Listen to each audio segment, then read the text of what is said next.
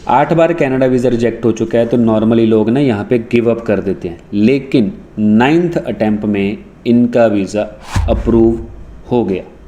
कैसे?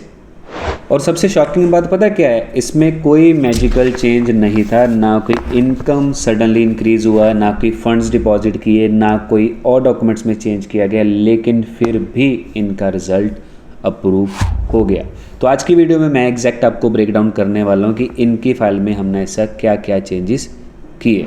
नमस्कार दोस्तों, मैं हूं मनिंदर और आप देख रहे हैं वीज़ा अप्रोच। यहाँ मैं आपको कनाडा का रियल वीज़ा प्रोसेस दिखाता हूँ जो एक्चुअली काम करते हैं। अगर आप भी अपनी सिचुएशन पे क्लैरिटी चाहते हो तो आप मेरे साथ कंसल्ट कर सकते हो, नंबर स्क्रीन पे दिया गया है। कंसल्टेशन के कोई भी चार्जेस नहीं हैं। तो अब आते हैं इस केस के ऊपर। तो अब यहाँ पे प्रोफाइल की बात करते हैं, जो एग्जैक्टली स्टोरी है, केस का बैकग्राउंड है। ठीक है जी। तो सबसे पहले यहाँ पे दोनों एप्लीकेंट्स की बात करूँ तो नाम है जी हरमनदीप कौर, बेटी है, और इन्हीं के साथ इनकी मदर है सुखमनदीप कौर। ठीक है जी। अगर शॉर्ट स्टोरी में बात करें तो जी 8 बार रिफ्यूज़ ऑलरेडी हो चुके हैं। फैमिली टाइज इंडिया में प्रेजेंट हैं बिल्कुल। ठीक है जी। फंड्स लेकिन इनके एवरेज लेवल पे थे। अब इनके केस में मेजॉरिटी लोग क्या करते हैं कि सेम डॉक्यूमेंट्स के साथ सेम फाइल मतलब पेपर वर्क के साथ दोबारा अप्लाई कर देते हैं और एज ए रिज़ल्ट फिर से रिजेक्शन देखने को मिलता है। तो जब इन्होंने मेरे से कंसल्ट किया और अपने डॉक्यूमेंट्स जो इनकी लास्ट फाइल के थे वो भेजी और हमने एनालाइज की, तो यहाँ पे हमें 3 मेजर प्रॉब्लम्स जो इश्यूज थे वो देखने को मिले। तो सबसे फर्स्ट इशू की बात करते तो जी वो था इनका पर्पस ऑफ विजिट। उसमें अगर बात करते तो जी कज़न सिस्टर की इनकी फाइल में स्पॉन्सर थी, लेकिन ट्रैवल प्लान का कोई भी स्ट्रॉन्ग प्रेजेंटेशन पेपर वर्क नहीं था, कोई भी ऐसा स्ट्रॉन्ग रीज़न, कोई भी क्लैरिटी नहीं थी। सेकंड यहाँ पे बात करते हैं इनके फाइनेंशियल्स को लेके, जो कि इनकी अकाउंट में ना कुछ ट्रांजैक्शंस हो रखी थी बड़ी, जिनके ऊपर इनके कोई भी एक्सप्लेनेशन नहीं था, और यहीं पे वीज़ा ऑफिसर को छोटी छोटी चीज़ों के ऊपर लेके डाउट आ रहा था। थर्ड पॉइंट की बात करें तो जी इनकी फाइल थोड़ी सी ना डिस्कनेक्ट लग रही थी। अगर बात करें जैसे इनके डॉक्यूमेंट्स कुछ और स्टोरी बोल रहे हैं, बैंक स्टेटमेंट कुछ और स्टोरी बोल रही थी, कवर लेटर अलग ही ट्रैक पे चल रही थी, तो इनकी 3 और कवर लेटर भी 4 से 5 पेजेस की थी।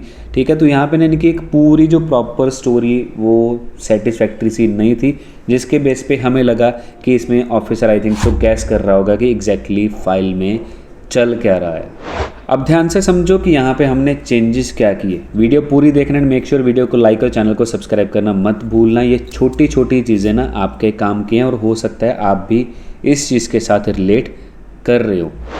तो यहाँ पे हमने सबसे पहले इनका पर्पस ऑफ विजिट को रीबिल्ड किया। ठीक है जी। यहाँ पे इनका जो ट्रैवल प्लान था उसको पूरा रियलिस्टिक बनाया कि एग्जैक्टली कितने दिन के लिए जा रहे हैं, क्या स्टोरी है। ठीक है। क्लियर ड्यूरेशन रखी, कुछ ऐसा नहीं कि 20 दिन 50 दिन 6 महीने के लिए नहीं, मैक्स टू मैक्स 10 से 12 दिन का इनका प्लान रखा, और जो एक्सप्लेनेशन थी वो भी लॉजिकल टू द पॉइंट रखी गई। सेकंड पॉइंट की बात करें, जो इनके फाइनेंशियल्स थे उसको थोड़ा सा हमने क्लैरिटी दी, यानी कि उनकी जो बड़ी ट्रांजैक्शंस थी उनको हमने कवर लेटर में मेंशन किया कि ये पेमेंट्स क्यों आई, कैसी आई, क्या स्टोरी थी।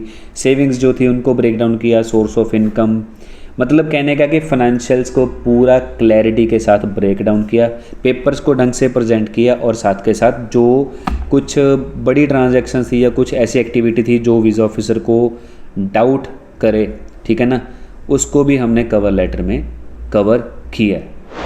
थर्ड पॉइंट, जो इनकी फाइल डिस्कनेक्ट थी उसको हमने कवर लेटर के साथ पूरा रैप अप किया। कहने का मतलब कि इनके जो पिछले रिफ्यूज़ल थे उन सभी को, मतलब जो इनके लास्ट रिफ्यूज़ल के रीज़न थे उनको एड्रेस अप किया, उनको रैप अप किया। ठीक है जी। पूरे पेपर वर्क प्रेजेंटेशन को ढंग से बनाया। इसके अलावा इनकी जो ट्रैवल थे, इनके इंटेंशंस, उसको प्रॉपरली कवर लेटर में एक्सप्लेन किया, और प्रेजेंटेशन और फाइल को एक दूसरे को, डॉक्यूमेंट्स को एक दूसरे के साथ कनेक्ट किया गया। सेम एप्लीकेंट सेम प्रोफाइल, लेकिन बेटर क्लैरिटी के साथ फाइल लगाई गई, और as a result visas approved. मैं आपको एक ऑनेस्ट बात बताता हूँ, 8 बार रिफ्यूज़ होने के बाद 9th टाइम पे जो रिज़ल्ट है वो लक के साथ नहीं आता। रिज़ल्ट ये सिर्फ तब होता है जब आप क्लैरिटी के साथ और एक प्रॉपर स्ट्रेटेजी के साथ अपने फाइल को प्रोसेस करते हो। अब आप खुद सोचो कि अगर आप भी 2 से 3 बार रिफ्यूज़ हो चुके हो तो क्या आपकी प्रोफाइल में मिस्टेक है या आपकी प्रोसेसिंग, यानी कि जो आप प्रेजेंटेशन और पेपर वर्क दे रहे हो उसमें मिस्टेक है। अगर आप ऑलरेडी रिफ्यूज़ल फेस कर चुके हो तो दोबारा से सेम फाइल मत लगाओ, पहले क्लैरिटी लो कि एग्जैक्टली आपकी फ़ाइल में मिस्टेक क्या थी, उसके बाद अपनी फ़ाइल को आगे प्रोसेस करो। नेक्स्ट वीडियो में मैं एक और केस ब्रेक डाउन करने वाला हूँ जहाँ पे कोई भी ट्रैवल हिस्ट्री नहीं थी और सिंपल सी प्रोफाइल के ऊपर उनका रिजल्ट आया। तो मिलते हैं नेक्स्ट वीडियो में।